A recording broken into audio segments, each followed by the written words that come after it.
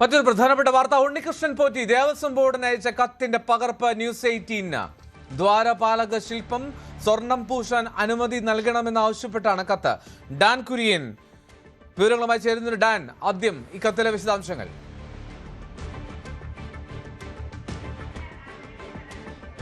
2019 June മാസം 17-ാം തീയതി ശബരിമലയിലെ ദേവസ്വം ബോർഡ് എക്സിക്യൂട്ടീവ് ഓഫീസർക്ക് ഉണ്ണികൃഷ്ണൻ പോറ്റി അയച്ച കത്തിന്റെ പകർപ്പാണ് ഇപ്പോൾ ന്യൂസ് 18 ലഭിച്ചിരിക്കുന്നത്. ഇതിൽ എടുത്തു പറയേണ്ടുന്ന കാര്യം, ശബരിമല ശ്രീകോവിലിന്റെ വാതിൽ, കട്ടിള എന്നിവ ഞങ്ങളുടെ ചുമതലയിൽ പുതിയതായി സ്വർണം പൂശി സമർപ്പിച്ചിട്ടുള്ളതാണ്.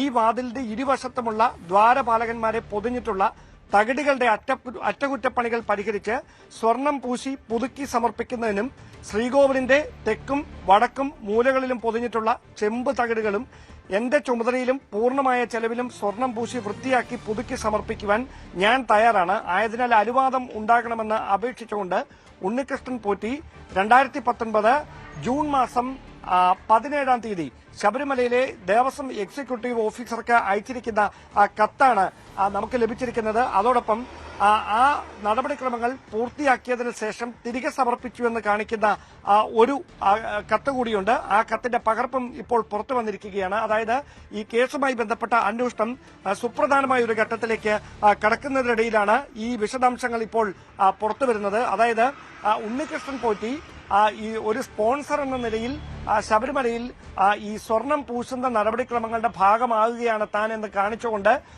ഈ വാതിൽപ്പാളിയിലെയും കട്ടിളപ്പാളിയിലെയും ചെമ്പ് തകിട് മാറ്റി അവിടെ സ്വർണം പൂശുന്നതിന് വേണ്ടി അത് വിട്ടു നൽകണം എന്ന് ആവശ്യപ്പെട്ടുകൊണ്ടാണ് ആദ്യം കത്ത് സമർപ്പിച്ചത്.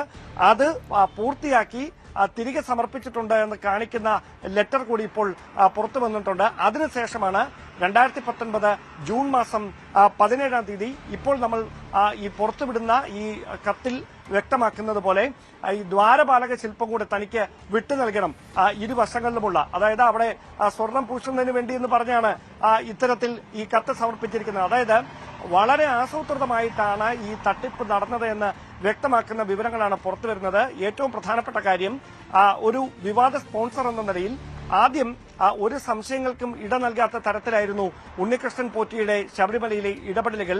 അവിടെ തന്നെ ഏറ്റവും പ്രധാനമായി ഈ സ്വർണം അവിടെ നിന്ന്, അല്ലെങ്കിൽ ഈ ചെമ്പ് പാളികൾ അവിടെ നിന്ന് സ്വർണം പൂശുന്നതിന് വേണ്ടി എന്ന പേരിൽ കൊണ്ടുപോകുന്നതിന് മുമ്പ് പലതവണ ഈ വിശ്വാസം നേടിയെടുക്കുന്നതിന് വേണ്ടി അവിടെ പലതരത്തിൽ അന്നദാനത്തിന് ഉൾപ്പെടെ ഉണ്ണികൃഷ്ണൻ പോറ്റി മറ്റ് ഭക്തരുടെ കയ്യിൽ നിന്ന് സ്വീകരിച്ച വലിയ പണം ശബരിമലയിൽ മുടക്കിയിട്ടുണ്ട്. അത് നൽകി അവിടെ വിശ്വാസം ആർജിച്ചെടുത്ത ശേഷമാണ് ദേവസ്വം ബോർഡിന് ഇത്തരത്തിൽ തുടർച്ചയായി കത്തുകൾ നൽകിക്കൊണ്ടിരുന്നത്. അതായത് വലിയൊരു ആസൂത്രണം, വലിയൊരു ഗൂഢാലോചന ഈ തട്ടിപ്പിന് പിന്നിലുണ്ട് എന്ന് വ്യക്തമാക്കുന്ന വിവരങ്ങളാണ് ഇപ്പോൾ പുറത്തുവരുന്നത്. മാത്രവുമല്ല, ഇങ്ങനെ ഈ സ്വർണം പൂശിയ ചെമ്പ് പാളികൾ ഇവിടെ നിന്ന് കൊണ്ടുപോയതിനു ശേഷം അവിടെ വെച്ച് അത് ഉരുക്കി അതിലെ സ്വർണം മാറ്റിയെടുക്കുകയായിരുന്നു എന്ന കാര്യം നേരത്തെ തന്നെ SIT കണ്ടെത്തിയിട്ടുണ്ട്. അതായത് ഘട്ടം ഘട്ടമായിട്ടാണ് ഈ തട്ടിപ്പിന് അരങ്ങൊരുങ്ങുന്നത്. വാതിൽപ്പാളി, കട്ടിലപ്പാളി, പിന്നെ ദ്വാരപാലക ശില്പം, ഇങ്ങനെ ഘട്ടം ഘട്ടമായി ഓരോന്നും എടുത്തുകൊണ്ട് പോകും. അതിനുശേഷം തിരികെ സ്ഥാപിച്ചിട്ടുണ്ട് എന്ന് പറയും. അതിനിടയിൽ അതിൽ നിന്ന് സ്വർണം ഉരുക്കിയെടുക്കും. ഇങ്ങനെ ഘട്ടം ഘട്ടമായാണ് ഈ തട്ടിപ്പിന് ആസൂത്രണം ചെയ്തത്. ഓരോ തവണയും അതിന്റെ ഒരു ഫോർമാലിറ്റി ഉറപ്പുവരുത്തുന്നതിന്റെ ഭാഗമായി അവിടേക്ക് റിക്വസ്റ്റ് കൊടുക്കുന്നു. ആ റിക്വസ്റ്റിന് എക്സിക്യൂട്ടീവ് ഓഫീസർ അനുമതി നൽകുന്നു.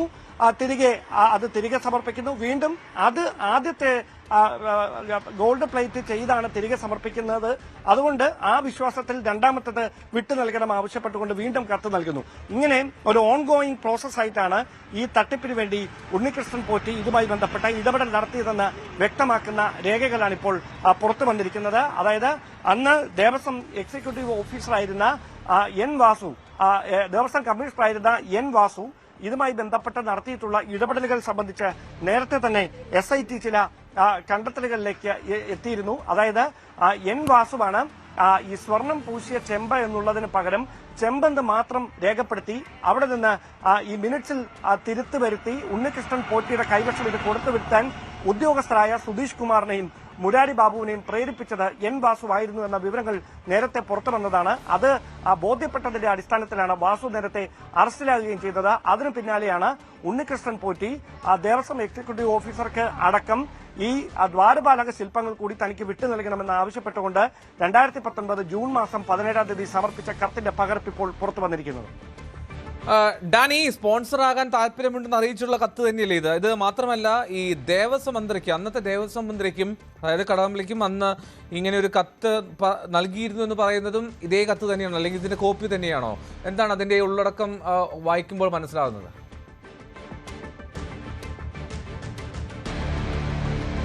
തീർച്ചയായിട്ടും. അതായത് ദേവസ്വം ബോർഡിനെ കൃത്യമായി ഉണ്ണികൃഷ്ണൻ പോറ്റി ഒരു ഫോർമാലിറ്റിയുടെ പേരിലാണ് ബന്ധപ്പെട്ടിരുന്നത്. അതായത് ഇതിന്റെ ആസൂത്രണം അതിനു മുമ്പ് തന്നെ നടന്നിട്ടുണ്ടെന്ന് വേണം മനസ്സിലാക്കാൻ. പക്ഷേ അങ്ങനെ ഒരു ആസൂത്രണം നടന്നിട്ടുണ്ടോ എന്ന സംശയം മറ്റാർക്കും വരാത്ത തരത്തിലാണ് തുടർന്നങ്ങോട്ട് ഉണ്ണികൃഷ്ണൻ പോറ്റി ഇതുമായി ബന്ധപ്പെട്ട ഇടപെടലുകൾ നടത്തിയത്. അതിന്റെ ഭാഗമായിട്ടാണ് ഇത്തരത്തിലൊരു കത്ത് ദേവസ്വം എക്സിക്യൂട്ടീവ് ഓഫീസർക്കടക്കം കൈമാറിയത് എന്ന് വേണം കരുതാൻ. കാരണം അത്തരത്തിലുള്ള സൂചനകളാണ് പുറത്തുവരുന്നത്. കാരണം ഇതിന്റെ ആസൂത്രണം നേരത്തെ നടന്നിട്ടുണ്ടെങ്കിൽ പിന്നെ ഇങ്ങനെ ഒരു കത്ത് നൽകുന്നത് എന്തിന് എന്നൊരു ചോദ്യം വരും. അതിനൊറ്റ ഉത്തരമേ ഉള്ളൂ, ബോർഡ് അംഗങ്ങൾക്ക് ആർക്കും ഇതുമായി ബന്ധപ്പെട്ട പിന്നീട് ഒരു സംശയങ്ങൾ ഉണ്ടാകാൻ പാടില്ല. അതുകൊണ്ടാണ് താനൊരു സ്പോൺസർ എന്ന നിലയിൽ ശബരിമലയുമായി ബന്ധപ്പെട്ട് ഒരുപാട് അന്നദാനമടക്കമുള്ള കാര്യങ്ങളിൽ ഇടപെടൽ നടത്തുന്നു, അത്തരത്തിൽ ഒരുപാട് സഹായങ്ങൾ ചെയ്യുന്നു. മറ്റ് സംസ്ഥാനങ്ങളിൽ നിന്നുള്ള ബംഗളൂരു ഉൾപ്പെടെയുള്ള സ്ഥലങ്ങളിൽ നിന്ന് വലിയ സമ്പന്നരായിട്ടുള്ള വിശ്വാസികളെ അവിടെ എത്തിച്ച് ശബരിമലയുടെ വികസനത്തിന് വേണ്ടി വിവിധ ഇടപെടലുകൾ നടത്തുന്നു. അത്തരത്തിൽ ഈ വാതിൽപ്പാളികളും അതോടൊപ്പം തന്നെ കട്ടളപ്പാളികളിലുമൊക്കെ ചെമ്പ് സ്വർണമാക്കി മാറ്റി തിരികെ ഏൽപ്പിക്കുന്നതിന് വേണ്ടി അനുമതി നൽകണം എന്നാവശ്യപ്പെട്ടുകൊണ്ടാണ് ഈ കത്ത് സമർപ്പിച്ചത്. ഓരോ തവണ ഈ നടപടിക്ക് ശേഷം ഇത് തിരികെ ഏൽപ്പിക്കുമ്പോഴും ആ നടപടികൾ പൂർത്തിയാക്കിയിട്ടുണ്ട് എന്ന് കാണിച്ചുകൊണ്ടുള്ള കത്ത് കൂടി ഉണ്ണികൃഷ്ണൻ പോറ്റി കൃത്യമായി കൊടുത്തിരുന്നു. അതിലൂടെ ഒരു സംശയങ്ങൾക്കും പഴുത്ത് കൊടുക്കാത്ത തരത്തിൽ തന്നെയായിരുന്നു ഇതിന്റെ ഇടപെടലുകൾ. പക്ഷേ വളരെ അപ്രതീക്ഷിതമായി പിടിക്കപ്പെട്ടപ്പോൾ മാത്രമാണ് എന്തായിരുന്നു ഇവരുടെ ഉദ്ദേശമെന്ന് ദേവസ്വം വിജിലൻസിന് തന്നെ വ്യക്തമായത്. അതായത് ആദ്യം വാതിൽപ്പാളി, പിന്നെ കട്ടളപ്പാളി, പിന്നീട് ദ്വാരപാലക ശില്പം, അതായത് ഈ ശബരിമലയുമായി ബന്ധപ്പെട്ട് അതിന്റെ ഉന്നമനത്തിനെന്ന പേരിൽ അവിടെ കൃത്യമായി ഇടപെടൽ നടത്തി. പക്ഷേ അവിടെ നിന്ന് ഈ ഒരുപാട്, അതായത് ഈ സ്വർണത്തിന്റെ മൂല്യം എന്നതിനപ്പുറത്തേക്ക് വിശ്വാസികളെ സംബന്ധിച്ച് ശബരിമലയിൽ നിന്നുള്ള ഒരു സ്വർണം എത്തിച്ച് അവിടെ പൂജ ചെയ്യുക എന്നൊക്കെ പറയുമ്പോൾ അതിന് കുറച്ചുകൂടി അതിന്റെ പ്രാധാന്യവും മൂല്യവും ഏറും. അത് മനസ്സിലാക്കിയാണ്, അതിന്റെ മൂല്യം മനസ്സിലാക്കിയാണ് ഇത്തരമൊരു തട്ടിപ്പിന് വേണ്ടി കൃത്യമായ ആസൂത്രണം പത്മകുമാറുമായി ഒന്നിച്ച് ഉണ്ണികൃഷ്ണൻ പോറ്റി നടത്തിയത് എന്ന് വ്യക്തമാക്കുന്ന വിവരങ്ങളാണ് പുറത്തുവരുന്നത്. അങ്ങനെയെങ്കിൽ ഇപ്പോൾ നമ്മൾ ഈ പുറത്തുവിടുന്ന ഈ കത്തുമായി ബന്ധപ്പെട്ട് അടക്കം SITയുടെ അന്വേഷണം പുരോഗമിക്കുന്നുണ്ട്. തുടർന്ന് ഏത് തരത്തിലായിരിക്കും, അതായത് ഈ പത്മകുമാറിന്റെയും ഉണ്ണികൃഷ്ണൻ പോറ്റിയുടെയും വിവാദ ഇടപെടലുകൾ ഉറപ്പാക്കുന്ന കൂടുതൽ തെളിവുകൾ ശേഖരിച്ചുകൊണ്ടിരിക്കുകയാണ് SIT. അതിന്റെ ഭാഗമായിട്ടാണ് പത്മകുമാറിന്റെ 2019 മുതലുള്ള യാത്രകളുടെ വിശദാംശങ്ങൾ കൂടി, വിദേശ യാത്രകളുടെ വിശദാംശങ്ങൾ കൂടി SIT തേടുന്നത്. അത് കൃത്യമായി നാളെ കസ്റ്റഡി അപേക്ഷ നൽകി പത്മകുമാറിന്റെ കസ്റ്റഡിയിലെടുത്ത് ചോദ്യം ചെയ്യുന്നതിലൂടെ ഇതുമായി ബന്ധപ്പെട്ട ആസൂത്രണം എത്ര കണ്ട് വിപുലമായിരുന്നു എന്ന് ഉറപ്പുവരും, വ്യക്തത വരുമെന്നൊരു നിഗമനത്തിലാണ് SIT. റൈറ്റ്, ഡാൻ കുര്യനാണ് വിവരങ്ങൾ നൽകുന്നത്. ശബരിമല സ്വർണ്ണക്കൊള്ളയിൽ ഇതിനിടെ നടൻ ജയറാമിനെ സാക്ഷിയാക്കാനാണ് തീരുമാനം. ജയറാമിൽ നിന്ന് മൊഴിയെടുക്കാൻ പ്രത്യേക സംഘം സമയം തേടിയിട്ടുണ്ട്. സ്വർണ്ണപ്പാളികൾ ചെന്നൈയിൽ എത്തിച്ചുള്ള പൂജയിൽ ജയറാം പങ്കെടുത്തതിനാലാണ് മൊഴിയെടുക്കുന്നത്. ഡാൻ തുടരുന്നുണ്ട്. ഡാൻ, ഈ ജയറാമിനെ സാക്ഷിയാക്കുന്നത് സ്വാഭാവികമായും ഫോട്ടോ ഉൾപ്പെടെ വന്നതാണ്, അപ്പോൾ അതിൽ മറ്റൊരു സംശയമില്ല. എന്താണ് അന്വേഷണ സംഘത്തിന്റെ അടുത്ത നീക്കം?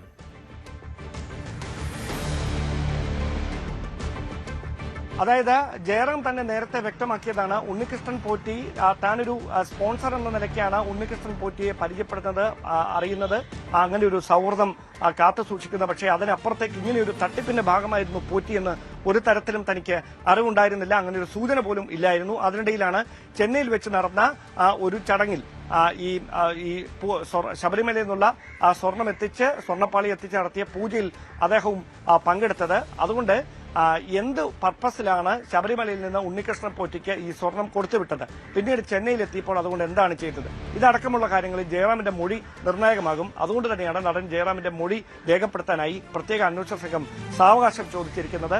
അതിനുശേഷം അദ്ദേഹത്തെ ഈ കേസുമായി ബന്ധപ്പെട്ട് സാക്ഷിയാക്കുമെന്നാണ് അറിയാൻ കഴിയുന്നത്.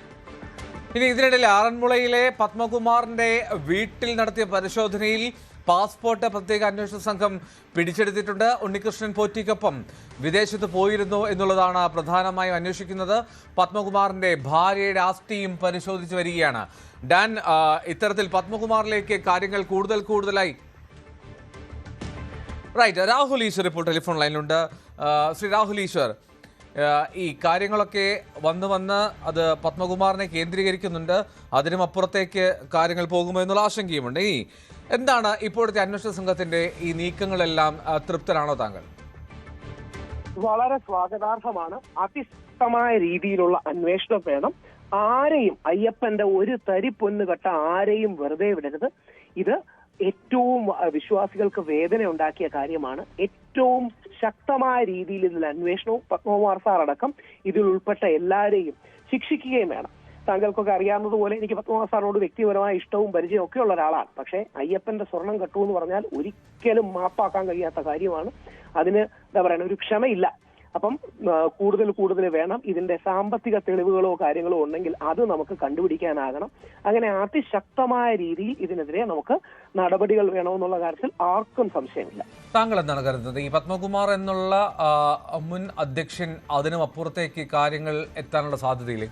കൂടുതൽ ആളുകളിലേക്ക്, കൂടുതൽ പദവികളിൽ ഇരുന്നവരിലേക്ക്, ചുമതലകളിൽ ഇരുന്നവരിലേക്ക് ഈ അന്വേഷണം എത്തിയാൽ സ്വാഭാവികമായും അത് അത്ഭുതപ്പെടേണ്ടതില്ലല്ലോ.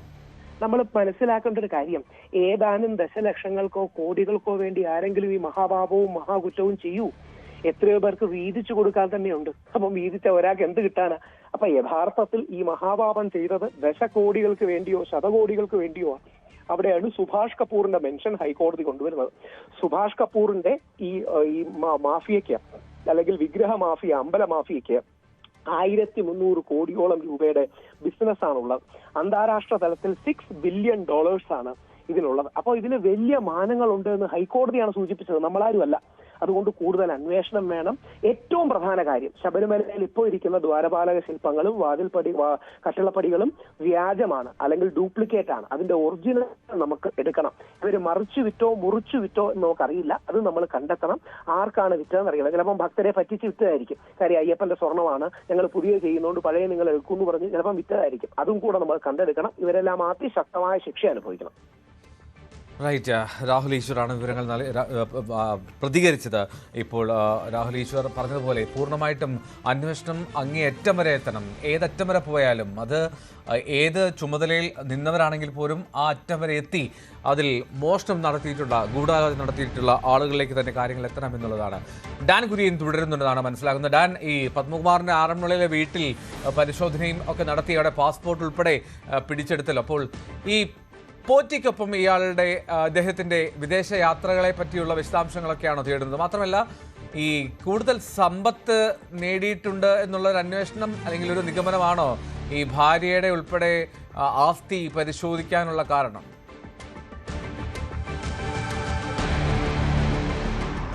തീർച്ചയായിട്ടും. അതായത് നമ്മൾ ഇപ്പോൾ ഈ പുറത്തുവിടുന്ന കത്തിൽ പ്രധാനമായി തിരുവിതാംകൂർ ദേവസ്വം ബോർഡിന്റെ പ്രൊസീഡിംഗ്സ് എന്ന പേരിൽ മറ്റൊരു കത്ത് കൂടിയുണ്ട്. ആ കത്തിൽ എടുത്തു പറയുന്നത്, ഈ ശബരിമലയിലെ ശ്രീകോവിലിന്റെ കേടുവന്ന പ്രധാനപ്പെട്ട കതക് മാറ്റി ഉണ്ണികൃഷ്ണൻ പോറ്റി ബംഗളൂരുവിന്റെ പൂർണ്ണ ചെലവിലും ഉത്തരവാദിത്തത്തിലും നിലവിലുള്ള അതേ രൂപത്തിലും അളവിലും ക്ഷേത്രതന്ത്രിയുടെ നിർദ്ദേശപ്രകാരവും ശാസ്ത്രവിധി പ്രകാരവും ദേവസ്വം മരാമത്ത് ഡിപ്പാർട്ട്മെന്റ് മേൽനോട്ടത്തിൽ പുതിയ കതക് പണിയുന്നതിന് തിരുവാഭരണ കമ്മീഷണർ മേൽനോട്ടത്തിൽ ഡിപ്പാർട്ട്മെന്റ് നിയമപ്രകാരം കതകിൽ സ്വർണം പൂശുന്നതിനും അനുവദിച്ചുകൊണ്ട് ബോർഡ് ഉത്തരവിടുന്നു. അതായത് 2019 ജൂൺ മാസത്തിൽ നൽകിയ ഒരു ഉത്തരവിന്റെ പകർപ്പാണ് ഇപ്പോൾ നമുക്ക് ലഭിച്ചിരിക്കുന്നത്. അതായത് വളരെ ആസൂത്രിതമായിട്ടാണ് ഈ തട്ടിപ്പ് അവിടെ നടന്നത്. അതിന് കൃത്യമായി ദേവസ്വം ബോർഡിന്റെ അമരത്തുണ്ടായിരുന്ന കെ പത്മകുമാറും ദേവസ്വം കമ്മീഷണറായിരുന്ന എൻ വാസുവുമൊക്കെ എങ്ങനെയാണ് ഇടപെടൽ നടത്തിയത് എന്ന് വ്യക്തമാക്കുന്ന കൂടുതൽ തെളിവുകൾ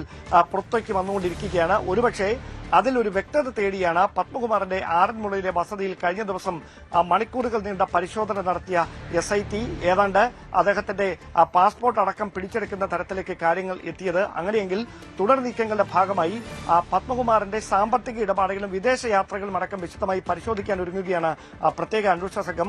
ഉണ്ണികൃഷ്ണൻ പോറ്റിയുമായി ചേർന്ന് വിദേശയാത്ര നടത്തിയിട്ടുണ്ടോ എന്ന് കണ്ടെത്തുന്നതിന് വേണ്ടിയിട്ടുള്ള യാത്രാ വിശദാംശങ്ങളടക്കം SIT തേടുന്നുണ്ട് എന്നാണ് അറിയുന്നത്. മാത്രമല്ല, ഇവർ ചില ഭൂമി ഇടപാടുകൾ ഇടപാടുകൾ നടത്തിയിട്ടുണ്ട് എന്ന സംശയമുണ്ട് SITക്ക്. അതിന്റെ ഭാഗമായി അന്വേഷണം ആ ദിശയിലേക്ക് കൂടി നീളുന്നുണ്ട്. അങ്ങനെയെങ്കിൽ ഈ ഭൂമി ഇടപാടുകൾ നടത്താൻ ഉള്ള സാമ്പത്തിക ലാഭം ഉണ്ടാക്കിയത് ശബരിമലയിൽ നിന്ന് പല ഘട്ടങ്ങളിലായി ബംഗളൂരുവിലേക്ക് എത്തിച്ച വാതിൽപ്പാളിയിലെയും കട്ടളപ്പാളിയിലെയും ഒക്കെ സ്വർണം ഉരുക്കി മാറ്റി ലഭിച്ച സാമ്പത്തിക നേട്ടത്തിൽ നിന്നാണോ എന്നതടക്കമുള്ള കാര്യങ്ങളാണ് ഇപ്പോൾ വിശദമായി SIT പരിശോധിച്ചുകൊണ്ടിരിക്കുന്നത്. ഡാൻ, ഇപ്പോൾ രാഹുൽ ഈശ്വർ സൂചിപ്പിച്ചതുപോലെ ഈ സ്വർണം അല്ലെങ്കിൽ പണം തട്ടാൻ വേണ്ടി ഇത്രമാത്രം വലിയ മഹാപാപം ആരെങ്കിലും ചെയ്യുമോ എന്നൊരു അയ്യപ്പ വിശ്വാസി ചോദിക്കുന്നുണ്ട്. അതിന്റെ ഉത്തരം എന്താണെങ്കിലും സ്പെഷ്യൽ ഇൻവെസ്റ്റിഗേഷൻ ടീം കണ്ടെത്തട്ടെ. എങ്കിൽ പോലും ഈ ഒരു പത്മകുമാറിൽ നിന്നും ഈ വിവരങ്ങൾ തേടുന്ന സാഹചര്യം ഇനിയും കൂടുതൽ കാര്യങ്ങളിലേക്ക് പോകേണ്ടതുണ്ടാകുമെന്നുള്ളത് ഉറപ്പാണ്.